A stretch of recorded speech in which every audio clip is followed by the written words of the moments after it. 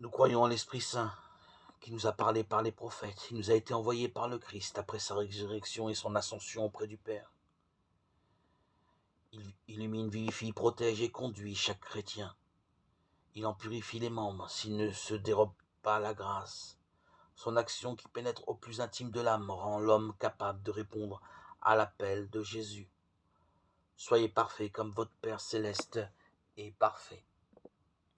Nous croyons qu'en Adam, tous sont péchés, ce qui signifie que la faute originelle commise par lui a fait tomber la nature humaine, commune à tous les hommes, dans un état où elle porte les conséquences de cette faute, et qui n'est pas celui où elle se trouvait d'abord dans nos premiers parents, constitués dans la sainteté et la justice, et où l'homme ne connaissait ni le mal ni la mort.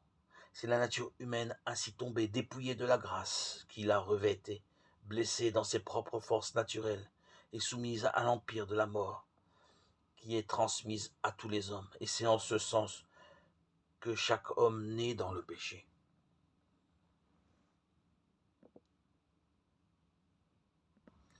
Nous tenons donc que le péché originel est transmis avec la nature humaine, non par imitation mais par propagation, et qu'il est ainsi propre à chacun. Ainsi, nous croyons que notre Seigneur Jésus-Christ, par le sacrifice de la croix, nous a rachetés du péché originel et de tous les péchés personnels commis par chacun de nous, en sorte que selon la parole de l'apôtre, là où le péché avait abondé, la grâce a surabondé. Ainsi, nous avons été sauvés par notre baptême. Nous avons, si on peut, fait une renaissance de l'eau et de l'Esprit Saint. Nous renaissons à la vie divine dans le Christ Jésus par notre baptême. Et nous sommes ainsi rachetés du péché originel